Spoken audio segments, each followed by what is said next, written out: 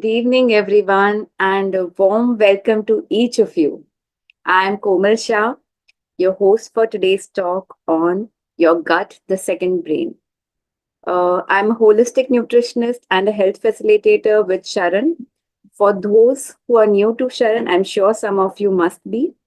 Sharan, this word stands for Sanctuary for Health and Reconnection to Animals and Nature. It was founded by Dr. Nandita Shah in 2005, so it's 20 years now. And the mission at Sharan is to empower people to reverse lifestyle disorders through nutrition and sustainable lifestyle changes. Personally, adopting the Sharan lifestyle has transformed my life. I lost about 12 kgs of weight, reduced my hypothyroid medicines, and now I enjoy vibrant health. And we have all experienced about the topic today. I'm saying we have all experienced that fluttering feeling in our stomach before a big exam or some presentation or any big event, haven't we? What do you think? Have you experienced such feeling ever in your life? You can answer in the chat box. Yes.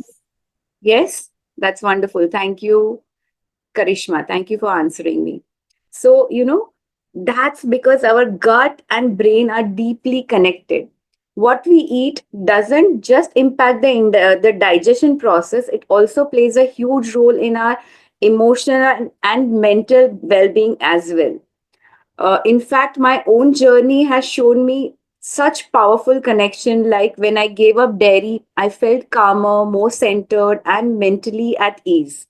Even my daughter noticed the difference and commented on it. That was the cherry on the cake.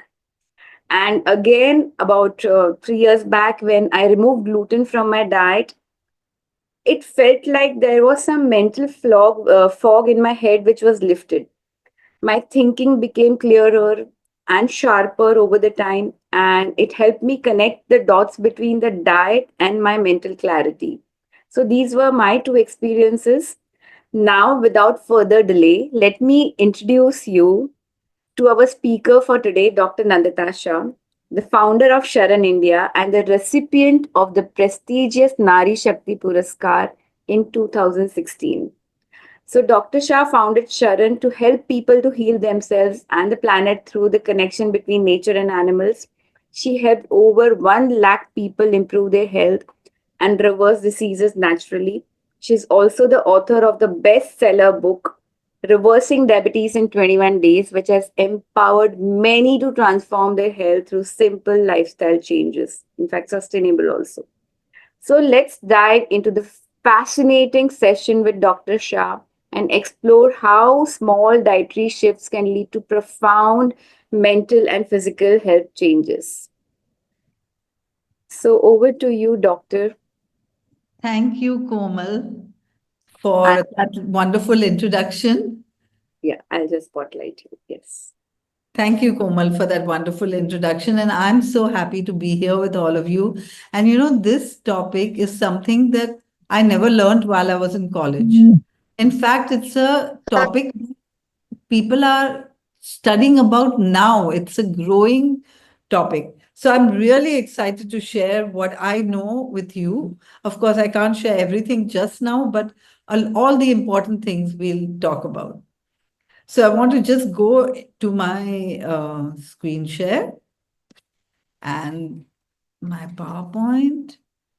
And I just want to say that Sharan is an acronym for Sanctuary for Health and Reconnection to Animals and Nature. And it's not surprising that animals in nature know how to be well.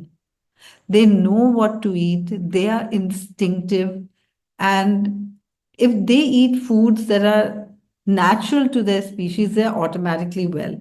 But we haven't learned that, or we know that instinctively, we know that our gut feeling is there, but we have been taught by our culture and our society, and now we may not be in optimum health just because we're not living the way we've been designed to. Oh, sorry. So today's topic, your gut, the second brain. And if you joined early and you saw some of the slides that Komal showed, and even in this one, and if you see, the brain has convolutions, and so does the gut. And why this? And what is the connection? Let's see. I mean, I thought it was fascinating that, I mean, I never looked at it this way before, that the gut and the brain kind of look similar with all those convolutions. Now, we've all had experiences of that connection. Komal spoke about it, and we all have been talking about gut feeling without really knowing scientifically what this involves. I remember that when I was young, if I would get very anxious, I would get diarrhea. And I know in my patients that some of them, when they have constipation and they get anxious about their constipation, that anxiety leads to further constipation. So the mind and the gut are so intricately connected, aren't they? We've all had experiences of this. But now there's a Dr. Michael Gershon who has written a book about the second brain, the gut. And he's a neurobiologist who has done 30 years of research just on this. And he found that the nerve cells in the gut literally act as a second brain. So they are different from the nerve cells. You know, we have nerve cells all over our body. We have nerve cells in our arms and legs and skin and everywhere. But these literally can control the gut by themselves. So we have two brains as such. Our two brains should cooperate with each other. And because of Dr. Gershon's work, it has led to a radical new understanding not only about how to deal with gastrointestinal problems, but also how to deal with the state of mind. Now, there's a gut brain axis. You know, there's the brain, and then the brain is connected to the gut through the vagus nerve, which is a parasympathetic nerve. There are two kinds of autonomic nerve systems in our body, the parasympathetic and the sympathetic. And I'll tell you a little bit about them soon. So, the brain has over 100 billion neurons. Now that's a lot. But our gut has 500 million neurons, which is more than the 100 million neurons in the spinal cord. So it's a lot, you know. That means that the gut has a lot of control on various functions. And the gastrointestinal issues haven't just been linked to anxiety. It also is linked to our intuition, our higher functions, our decision making process, also depression and emotional, psychological problems. And here you see that, you know, a part of this whole thing, this gut brain axis, is the gut. And then inside the gut, there's the gut microbiome, the little bacteria that are inside the gut. And you know, the number of bacteria inside the gut in a healthy gut is more than the number of cells in our entire body. Can you imagine? And if we have dysbiosis, that means if these bacteria in the gut are imbalanced, you know, there are certain families of bacteria in the gut and they should be in balance too. Just like so many things in our body should be in balance, like the pH should be in balance, the hormones should be in balance, the gut microbiome should be in balance with the different families of bacteria in balance with each other. And if there's dysbiosis, imbalance of this gut microbiome, then it can lead to stress, psychiatric disorders, neurodegenerative disorders, and obesity. So imagine how much we can control just by making dietary and lifestyle changes. And then there are neurotransmitters in the gut, just like in the brain. That means there are these chemical transmitters that send messages from neuron to neuron so that they can be autonomous, so that they can work by themselves like the second brain. And there are also endocrine glands in the gut. There are enteroendocrine cells which produce hormones in the gut lining. And you know that 90% of the serotonin is, in our body is produced by the gut. Serotonin is a happiness hormone. Imagine that if we can keep our gut happy, then we can actually change our state of mind. Isn't that amazing? The parasympathetic nervous system consists of the vagus nerve. And just to show you, you know, this is a parasympathetic nervous system and it actually stimulates the digestive process. But whenever we are in stress, or we have the fight or flight reaction, then the sympathetic nerve comes into action and it creates whatever we need to get into stress mode, dilates the pupils, it stops the digestive functions so that all the energy can be used to run away or fight. All the energy goes into the muscles and it stimulates the epinephrine and norepinephrine release. It inhibits all the digestive functions, inhibits the urination, and it promotes ejaculation or vaginal contraction. So it's also stimulated during the sexual act.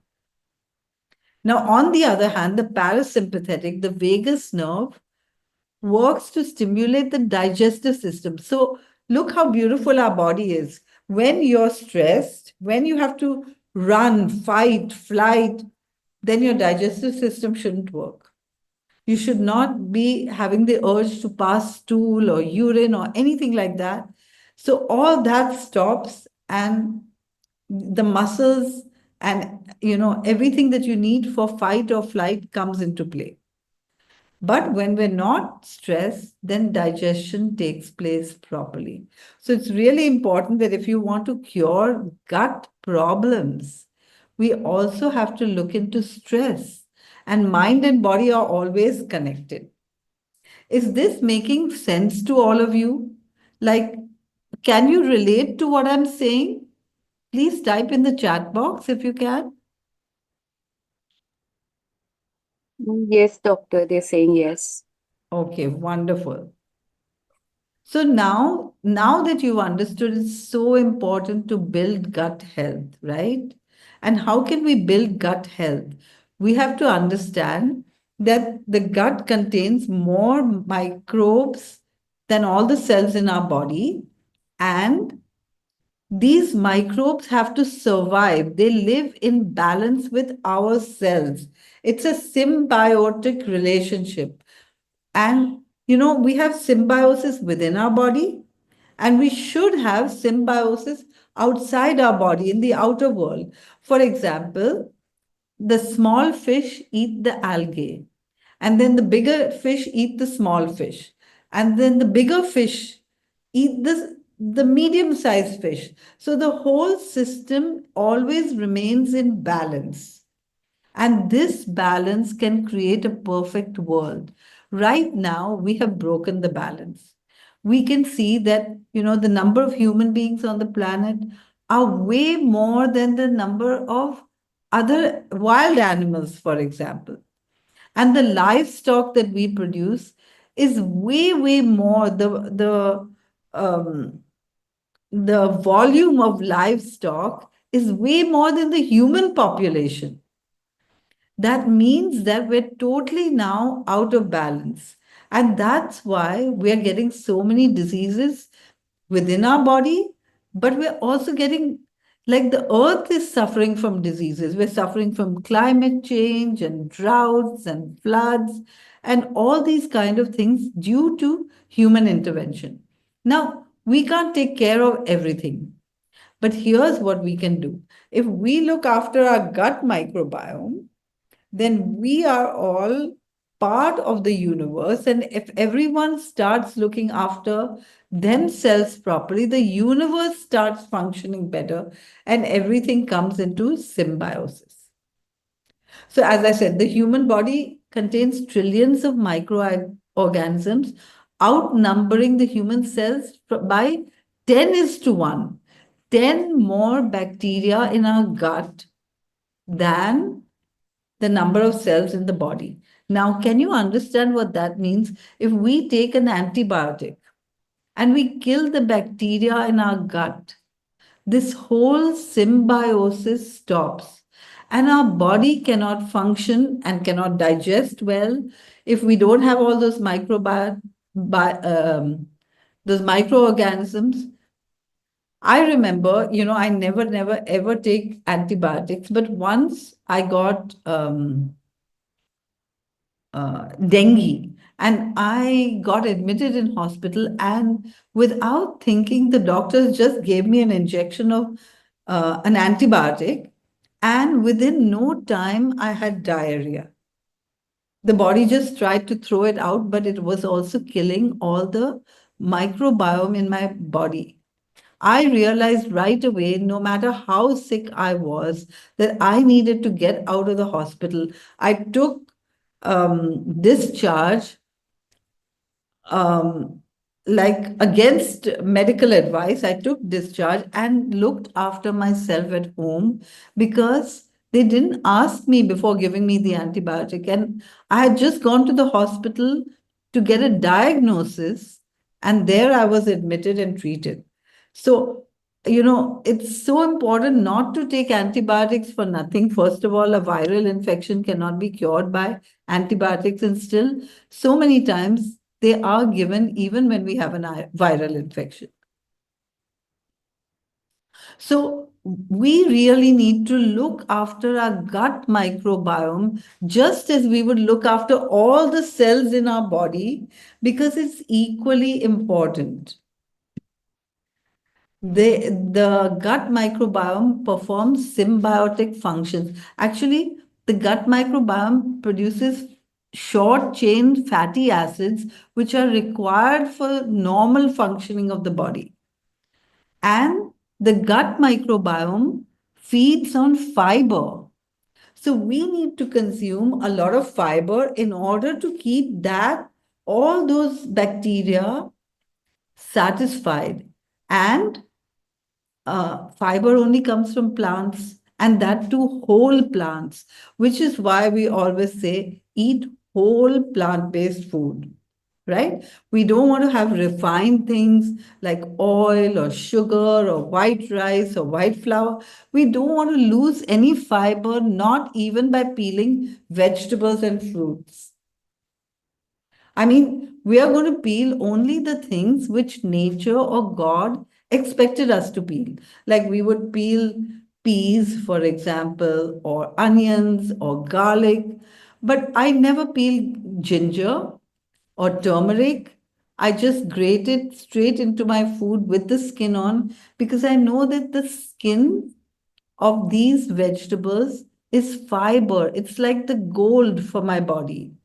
That's what all that microbiome feeds on. And I want to say a word about fecal implants. If any of you are following Dr. Michael Greger, is anyone following Dr. Michael Greger?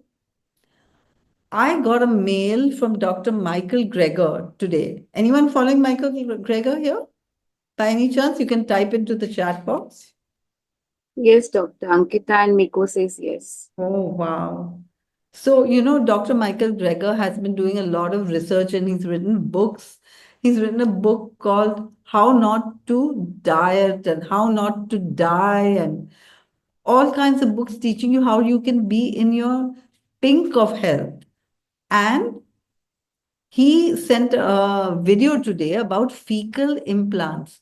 Imagine I've made this whole presentation and then pop in my box comes a video on fecal implants. And you know what Dr. Michael Greger says on this video, and you can look it up on the online as well. He talks about how Nowadays, doctors are doing fecal implants as a therapy. That means if I'm really healthy, then they can take a bit of stool from my body or from my stool, and they can implant it into another person who's not healthy's rectum, and that will change their state of gut digestion as well as their state of mind. And this is being used as treatment nowadays. Imagine that. Why is it being used as treatment? Because we're doing all kinds of things to destroy the gut microbiome so that somebody else has to give you a fecal implant, an implant of someone else's stool, so that you can regain that microbiome. Imagine that. And that has helped so many people in dire circumstances. So, this is why antibiotics are so harmful and should only be used in emergencies. Sometimes I've seen patients, they get a fever and then they take Dolo 650 without understanding that the body has created a higher temperature in order to be able to control the bacteria or the virus from multiplying. Because the bacteria and virus can multiply best at body temperature. But if the body raises the temperature, they can't multiply. And then we take Dolo 650. So the fever comes down, the fever that the body painstakingly produced. So that now we have to take an antibiotic to kill the offending organism. Does it make sense? This is why we need to think twice before we do anything and think twice before we take any medicines. Probiotics can, so of course, antibiotics can cause dysbiosis because antibiotics literally kill so many bacteria. And if it kills the good bacteria and the bad bacteria remain by chance, then it can cause even more havoc. And all of us have experienced that when we consumed and we took antibiotics, then we don't feel good, or you don't feel hungry, the taste isn't the same, all those things happen. But probiotics can also cause dysbiosis. That means today, when we take antibiotics, often doctors give us probiotics because the antibiotic is killing all the gut microbiome. So they say, okay, now you take probiotics so that you put back bacteria, good bacteria, into your gut. The problem with those probiotics are that they contain two or three, or usually even only one different kind of species of bacteria.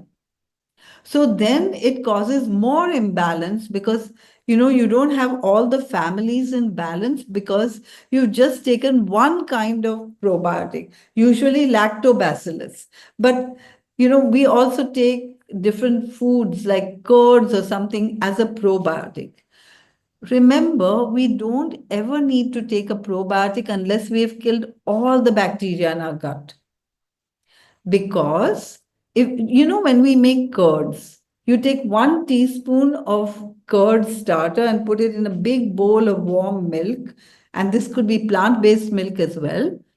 And the next morning, you have a whole bowl of curd, which means that the bacteria multiplied so quickly just overnight to reach the amount required to produce that curd. The same way, if we have one bacteria that we need in our gut, it will multiply according to the need as long as we provided the food that it needs, and the food is fiber or prebiotic. Now, in our gut in general, we have all these different families. Here you can see families of bacteria. We have all these different families of bacteria, and within these families, we have all these kinds of bacteria. But usually, when we take a probiotic, it has lactobacillus and it may have bifidobacterium, but it doesn't have all these different kinds of bacteria. So this is why we never want to spoil our gut microbiome, because our body knows exactly what we need. And so we can have some probiotic rich foods instead. At least there we won't have bacteria, just one or two. We may have more species, and these will, remember, grow in our body. And all cultures have probiotic rich foods. Like, for example, in India, in the north, they make kanji out of carrots and beetroot and ferment it, and then have this fermented food. You can ferment all kinds of vegetables. And here in the south, they make um, a different kind of drink, which is made from rice or even millets that are cooked and they are left over. So instead of throwing them away, they are put in a bowl and covered with a little bit of water and left to ferment overnight. And then you take this fermented rice, and you can even put it in the blender and put some seasonings like onions or ginger garlic paste or whatever you like, and drink it.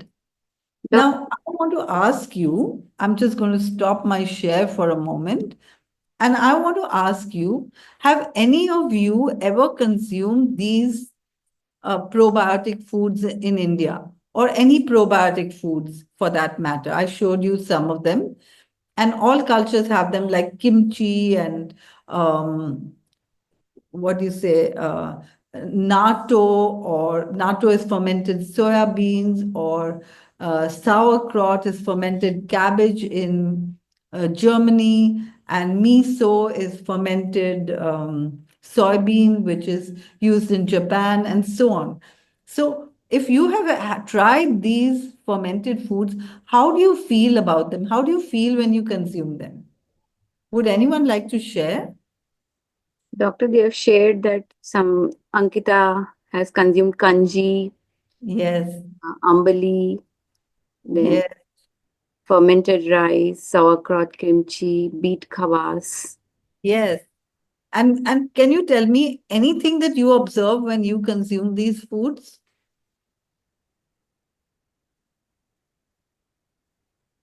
It's cool for the body, Jayanti is saying. Okay. And You know what I observed when I had this rice? I live in South India, so I had to try it. And when I had this fermented rice drink, I took just a little bit of rice because I had little left over, and I tried it. And it was very filling. It was more filling than I would expect from this little bit of rice. What does this mean? That we are getting lots of nutrients. Just fermenting a little is high nutrient for our body. Now try it. Try that rice fermented thing, because it's very easy to make. And you'll see that this much rice doesn't fill you up, but make it into this fermented rice drink, and or porridge, kanji, and it fills you up. Okay, I'm going back to my share. Just to, we'll talk a little bit more, and then I'm going to answer questions for you. But I want to cover a lot of things today, just so that we can see how we can control our state of mind, our state of body, everything, just by making lifestyle changes.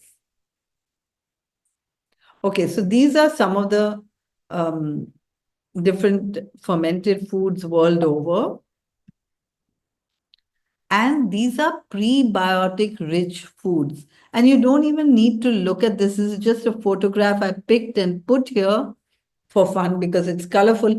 But everything, all plants, all fiber only comes from plants, and we don't digest fiber. Fiber is not nutritive for us, but it's something that goes through our body. It actually cleans up our whole digestive tract, and it acts as a prebiotic food in our gut. That means it serves as food for all those micro the microbiome of our gut.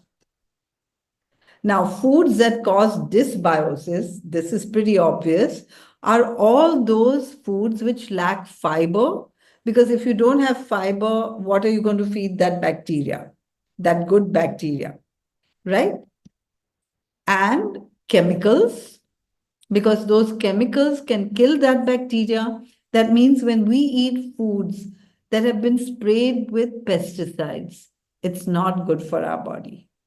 When we drink that water which has been chlorinated in our taps so that all the bacteria are killed, it's not good for our gut, right? So we need to minimize all the chemicals that we're putting in our body when we eat those packaged foods without reading all those ingredients that we can't pronounce. We are consuming chemicals that can harm our bacteria. Because you know why those chemicals have been put in that food? As a preservative, right? So, preservative means it doesn't allow bacteria to grow in that food. But then we don't want that in our body. This is why we really need to avoid eating foods that come from fast food, like what you're seeing in the image here. And then toxic substances. We shouldn't eat anything that's toxic for our body. All those colors and, flavorings and all of that, and decaying substances. And what are decaying substances? Meat and milk are decaying substances, for example, because from the moment the milk is secreted, it starts decaying. We have to do something to stop that decay by boiling it or putting something in the milk so that it doesn't curdle. And meat, the minute the animal dies, it starts decaying. So we want to avoid all these decaying substances. Otherwise, we are getting bad bacteria in our body. So, a few do's. Increase the fiber in your food. Make sure you're not peeling everything. I never peel even my pumpkin or lauki or bottle gourd or ridge gourd or bitter gourd or whatever gourd. I never peel anything that I can't peel with my bare hands. Then have plenty of raw foods. Remember, raw foods have more nutrients than cooked foods always. So don't rely only on cooked foods. At least 25% of your diet should be raw, if not more. And then have a nutrient dense, high quality foods. Probiotics are one of them, homemade probiotics, but also um, whatever you have that is of the highest quality, fresh foods, raw foods, etc. And of course, not packaged foods and decaying foods. And avoid all harmful substances. Like we kind of know that sugar is harmful, but why do we have it? Because everyone's having it anyway. So, what should we avoid? We should avoid meat and dairy, sugar, alcohol, refined substances, drugs of all kinds, because they can harm as well. That means both kinds of drugs, um, the drugs that we use for recreational purposes and the drugs that we use for medicinal purposes. We need to minimize all necessary medications or antibiotics. Avoid tobacco and tea and coffee, and even eating at the right time, wrong time. Because, there's a reason it's dark at night. That's the time to sleep. If we were living in nature, you can't eat before sunrise and you can't eat after sunset. Automatically, we're eating only during daylight hours, and that's the way it should be. Now, so we've talked about a few things up to now. We've talked about how the gut microbiome controls our our state of digestive health as well as our state of mind. And different people have different populations of families, and this makes their profile. So different people behave differently, and this could be because their gut, the families, the proportions of families in their gut are different. Imagine that. And so the gut looks after digestion, the gut looks after our emotions. It also secretes serotonin. Now, 70% of the body's immune system is produced in the gut. Immune system. So, what does the body do? First of all, the gut lining is a barrier that prevents harmful substances from entering the bloodstream. So, when we put harmful substances in our body by eating them, it doesn't go straight into our bloodstream because there's a barrier of the gut lining. Then the gut microbiome. It works by producing mucus and strengthening the tight junctions between the cells. And I'm just going to show you that gut.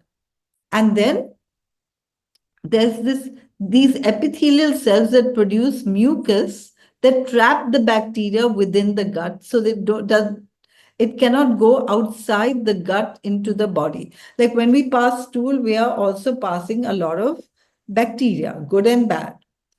And Paneth cells, which secrete antimicrobial peptides such as defensins that help protect the gut.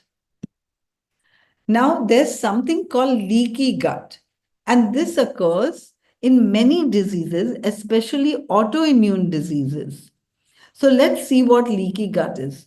You can see here on the left hand side that there's a normal, these are the gut cells, and they are closely packed to each other so that nothing can go from within the gut into the bloodstream because these cells are packed. But sometimes there's leaky gut, which means that the cells are not packed next to each other properly. And then the foreign proteins or the bacteria can enter the bloodstream. And this results in inflammation. So just think about it. It's the bacteria's role to keep this normal, tight function, right? This junction should be tight, and the bacteria, we want to prevent infection, inflammation. And so the gut microbiome is handling the bad bacteria. There's a war going on all the time. It's also happening in our body, in our bloodstream. Like every time we breathe in, we are breathing in the bacteria from the air. And every time these bacteria enter our body produces antibodies against them.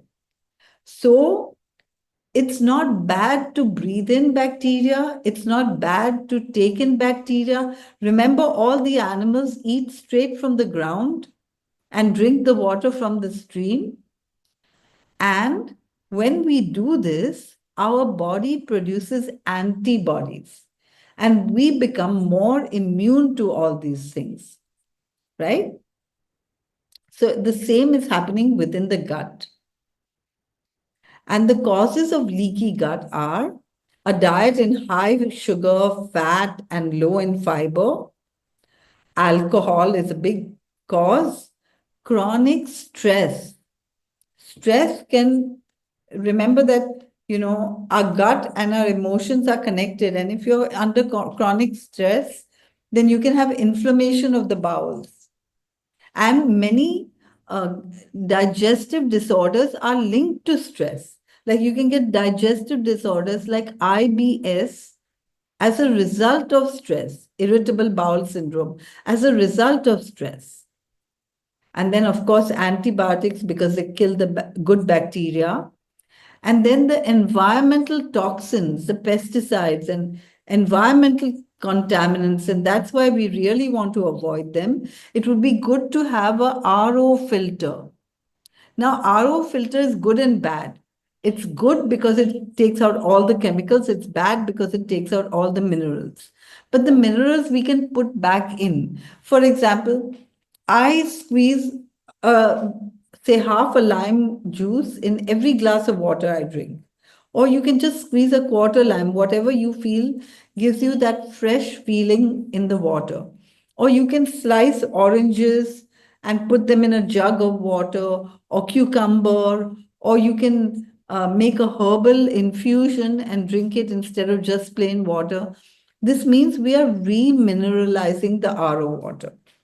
This is also good because we want the water that we drink to be isotonic. Otherwise, the minerals will come out of the body to um, to take the place of the minerals that have been removed and to make the water isotonic. And we don't want that. We don't want to lose any minerals that way.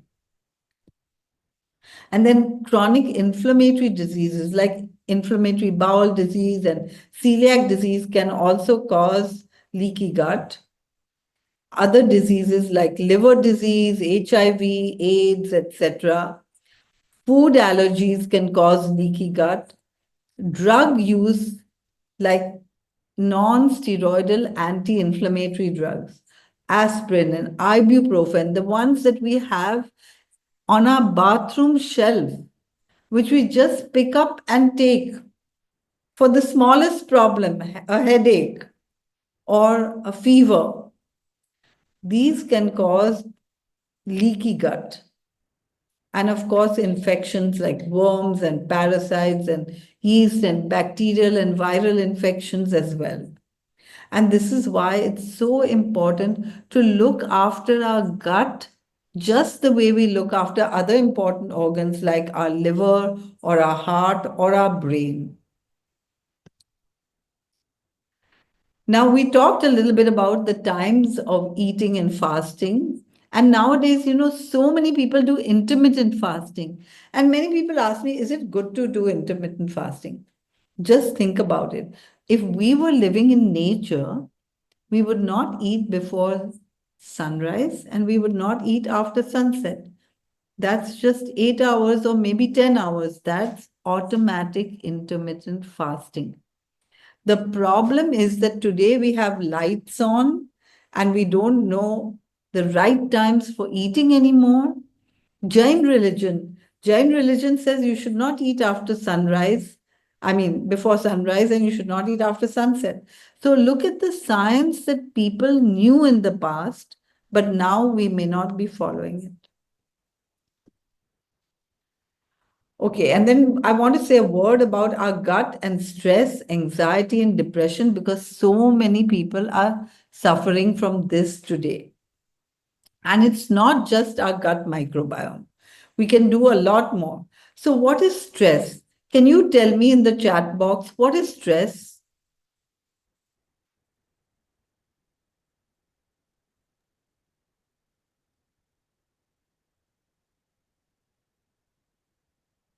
Anybody wants to say anything? Not yet, Doctor. No. A response to a threat, Katrina is saying. Dimple says overthinking about anything. Manasa says overwhelming feeling. Surinder says feeling of worry. Karishma says tension. And Anju says when you worry unnecessarily. Right. Actually, if you think about it, has everyone experienced stress? Is there anyone who's never experienced stress? Please type in the chat box. Lucky one, Doctor. Okay, so we all have, right? We've all experienced stress sometime. Even if it's like you're losing a flight and you're rushing to the airport, or before exams and you haven't studied enough. All of us have experienced this, right? So, what is stress? Don't you think that stress is a kind of fear? We all experience this fear, this anxiety. And why are we so stressed? I thought that one of the reasons we're stressed is because we are living up to other people's expectations of us. We have forgotten for what we have been born. and what is our purpose of existence, because we're living to please other people. And this is stressful because we can never please other people. Don't you think that? And another reason is loneliness. I've seen that you can be lonely even in a crowd, like the big city, and you feel lonely when there's so many people around you. In fact, you can even feel lonely in a marriage when you don't have a close connection with your partner, right? So, loneliness is not about how many people are around us, but about how many people we are connected to. And then living against our basic nature. Like today, we have been taught certain things, what we should do. Like, what should we do? Get up in the morning, get dressed, go to work, make a lot of money. We should have, a big car or a nice house or all these things. But these are things we don't need. And so sometimes we're so busy getting these things that we don't need that we lack connection with people that we need. We are disconnected from our roots. We are living up to expectations of others. And we experience emotions through hormones. For example, when we're stressed, we produce adrenaline and cortisol. And when we're happy, we produce serotonin or dopamine or, you know, um, oxytocin, yes, and endorphins. So we experience emotions through hormones. Our gut also produces hormones that we experience emotions through, like serotonin. 90% of the serotonin is produced in the gut. And this is produced by enteroendocrine cells, right? And these hormones not just produce emotions, but they also coordinate food digestion. Insulin, for example, is also a hormone secreted by the digestive system, the pancreas.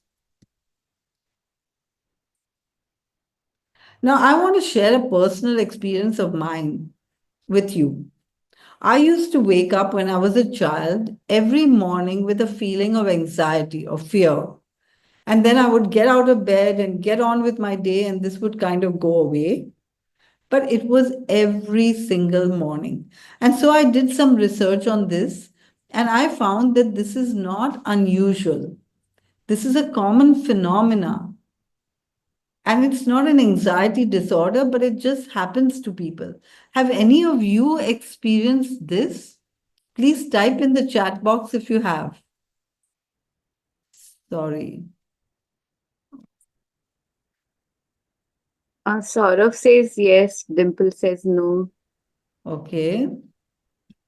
Jagdish Kumar says yes. Manjari says yes at times. Okay. And of course, it all depends on our state and sensitivity and everything, right? So I used to experience it, I told you, as a child. And now I don't experience it anymore. And I never recognized when it went away. One day it went away, but like when your headaches go away, you don't realize it till one day you say, oh, wow, my headaches are gone. Or till one day you get a headache and you say, wow, so many days I never had a headache. So I went to a conference in Spain, and at that time I was already vegan. And I was looking for food that was vegan, and I found where I reached after an overnight flight, landed in Spain, reached the conference venue, and there was this big hall with all kinds of food stalls, and they had food like this, and there was salads and all kinds of things, and there was nothing vegetarian or vegan. I mean, I was not willing to buy a salad and take off the meat and eat it. And so I looked around, and the only thing I found was French fries. So I was hungry, so I decided to buy French fries. And when I got it with mayo and ketchup on top. And I've made mayonnaise myself with, one egg and a whole bottle of oil. And so I realized that there's not much egg here, and I'm really hungry. And even if I throw away the mayonnaise, the chicken is dead. I mean, I can't bring back the life. So should I eat it? Should I not? And finally, I ate it. And the next morning, I woke up with anxiety. And that anxiety didn't go away for another 10 or 15 days. I tried to figure out how did this anxiety come back, and I didn't recognize till I came back to India, and one of my patients told me that she had switched to a plant-based diet and the biggest change was in her state of mind. So I asked her what it was about, and I could connect it to that mayonnaise that I ate at that time. From that time, since I know the sensation, if even by mistake I eat something with animal products, like maybe something that was made in ghee or a curd starter, a dairy curd starter was used to start the plant-based curd, I can immediately tell that this is not 100% plant-based because of the sensation that I feel. I also practice learning to listen to my body because our body tells us what to do to heal. I've seen animals in nature, they know how to heal because they listen to their body, and we need to listen to our body more. Now, imagine that animals in nature live in these horrible circumstances where they have no space, they aren't able to be with their family, their babies are taken away from them, and they experience stress. When we consume animal products, we are borrowing their emotions. And so we are experiencing their adrenaline, their cortisol, etc. And we feel that pain. And that's why when we start eating right, it reduces stress, anxiety, and depression because we are what we eat, right? And those feelings of the animals are transmitted through the hormones in that food that we consume. For example, if a cow is tied up and her legs are tied, and her calf is brought to her and then taken away as soon as her milk flow starts, do you think she's happy? Do you think that any cow who's artificially impregnated in order to become pregnant again and again so that we can consume the milk is happy? No. So we are consuming their feelings. Now, that doesn't mean all our stress is theirs. We also have real life incidences that can cause stress, but we are also borrowing stress from the animals, aren't we? So we have to stop taking their insecurity, their forsakenness, their hopelessness and despair, and their fear. And for me, I know that, if I eat a little bit of animal product, it's not going to destroy my health. And if I eat a little bit of animal product, it's not going to do anything much, but it's going to change my state of mind. Like, for example, when I first became plant-based because I realized that I was vegetarian and I didn't want to harm another living being. But then milk is harming calves. So I decided to become plant-based. Then I saw all the change in the state of health and state of mind. So when I saw that that mayonnaise was, I can't bring back the egg or the chicken, I said, why not eat it? But now I know that it changes the state of mind. And of course, because there's no fiber in it, it changes the state of body. So the changes that people noticed when they changed their state of mind was more clarity, more relaxed, more grounded, more security, more confidence, more contentment. And so many patients have told me this over and over again. And I want to know here that is there anyone who is totally on a plant-based diet and who notice these changes? Is there anyone here who can vouch for this? Yes, Please tell Dr. me. Mandeep, Ankita, myself, I also shared about the same thing. Then Bhuvneshwari, they are all saying yes. Okay. Nilofer, Saujanya, And some of us have not noticed it just because we have not put two and two together. Like, for example, when I was at that conference in Spain, it took me some time to put that two and two together, right? But then I've noticed it in people over and over again. When we are stressed, we also go for comfort foods. And the comfort foods are usually not carrots and cucumbers or apples and oranges, right? There's something like this which is harmful to us. And these comfort foods, even sugar, produces dopamine in our body so that we feel temporarily happy. And then so there's a high, and then this drops, and then there's a low, and we're depressed, and then we are asking for another high. And so we get addicted to comfort foods like sugar or Coke or cheese or fried things, and the cycle perpetuates. So we have to remember this. I mean, maybe we can't do everything overnight. Even I didn't do everything overnight. I learned about it, and awareness is halfway to cure, I believe, because I learned about it. But then there were times when I was craving something, like, say, I was craving samosas. Then I would go and have a samosa, and I would just notice how my body feels after that and remember that. And obviously, I would have a plant based samosa. But even then, that fried oil, after having it, I would feel like I enjoyed it.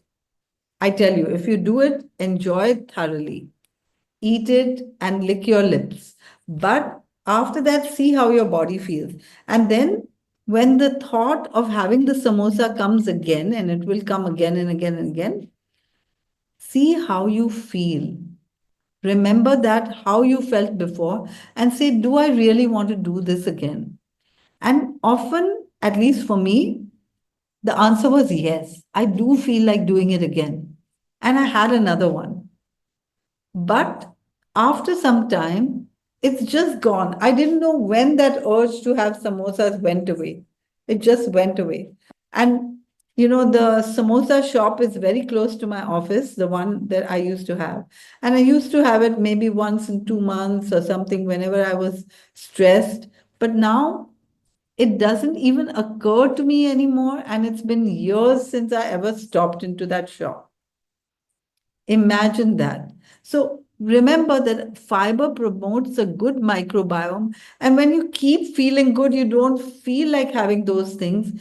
And now my strategy is to eat the highest quality of food. I always eat at home. I make my own meals. I make them so delicious that I don't want to eat out anymore. Sometimes I eat out. Like, for example, today I had friends come from Turkey and I didn't have time to cook a meal for all of them. So I said, let's go to a restaurant. And of course, we all had a vegan meal together, but it doesn't feel the same as a meal in my home does. So remember, only plants contain fiber. Avoid all refined foods. Avoid tea and coffee because these are stimulants that can raise certain hormones and then cause depression and craving and addiction. They can also cause stress and they can also cause sleeplessness. And I know people who say, I only have my tea and coffee in the morning. But when they get off the tea and coffee, they say, I'm sleeping much better than before. So, in case you're not sleeping as well as you'd like to, try it out. And we should stop the sugar because it causes mood swings and irritability. I told you that sugar causes dopamine release and you feel comforted and nice, but after that, you feel hyper and irritable. And we should always check and supplement vitamins B12 and D because these two, vitamin D is a hormone and hormones need to be in balance, and vitamin B12 is only made by bacteria. But it's not made by the bacteria in our gut. We have plenty of bacteria there, but the vitamin B12 is absorbed in the stomach. And so, if we eat foods which are free of bacteria and drink water which is free of bacteria, then we have to make sure that the bacteria is supplemented. I mean, the B12 is supplemented, and B12 deficiency can cause anxiety and memory loss. And vitamin D deficiency can cause depression and sleep loss. So, it's really important to make sure that they're checked and supplemented. So, what can we expect when we heal the gut? And we are just going to look at this clockwise. Clearer skin, definitely. Lower disease risk. Remember that our immune system is in the gut.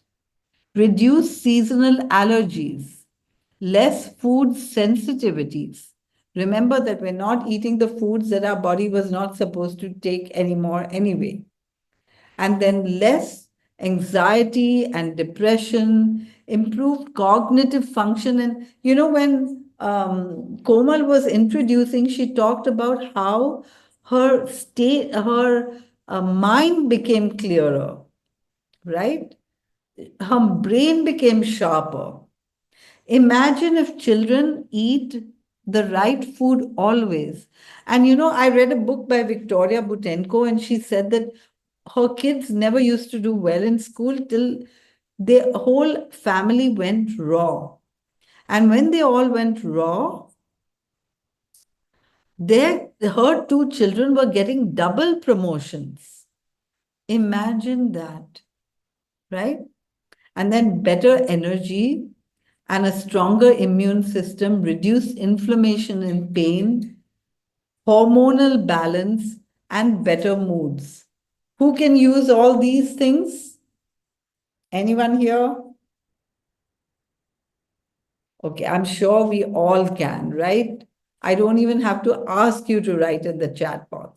And isn't it interesting how the image of the gut reminds us of the brain when we think about it? Okay, so in summary, we have linked our feelings to the gut since ages, but now it has been absolutely scientifically proven. The gut brain axis is really important, and we need to look after our gut just like we look after our brain. Dysbiosis, that means the imbalance in the good bacteria can cause harmful substances, can be caused by harmful substances like antibiotics, chemicals, toxins, etc., and building gut health with the help of probiotics, natural probiotics, and prebiotics. And remember, if you don't like those probiotics, your body is saying, I don't need them. So you just go for the prebiotics, which you can't escape if you're eating whole plant-based diet.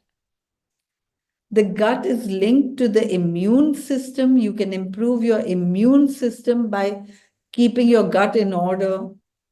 We experience emotions through hormones, and hormones are produced in the gut as well. And comfort foods are just temporary comfort. But we want to feel good all the time, right? And once we change our diet, we actually do. And we can reduce our stress through right eating. So, Sharon's 5-point plan is eat plant based, eat whole foods, eat organic, and check and supplement vitamins B12 and D. So simple, easy to remember. and easy to do in most places. I do understand that in small towns in India, you may not get organic fruits and vegetables, even though they're grown there because they're sent to the big cities. But we can grow our own if we live in a small town, maybe. So, how can Sharan support you? Sharan has lots of recipes that you can make almost anything without sugar and oil and without peeling your vegetables, and it will still taste like what you're used to. You can replace your dairy and meat also with the help of recipes from Sharan. We have about 600 recipes on our website. We have a recipe book and other publications. We have cooking classes constantly to teach you how to cook, to keep your gut in the best order all the time. We also have, detox classes and many other classes to keep you in health always. And we have a team of doctors and nutritionists, and Komal is one of them, who help us through consultations, and they handhold you, they look at your reports, they look at all your problems, make the connections for you so that you can get well. So that's it from me. I want to thank you